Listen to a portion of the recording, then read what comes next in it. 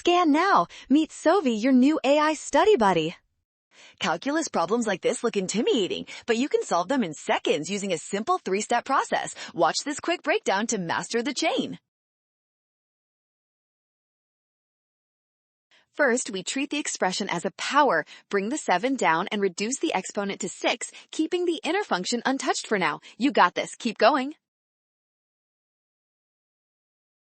Next, we differentiate the inner polynomial. The derivative of x squared is 2x, and the derivative of negative 11x is negative 11. That is the inner derivative found.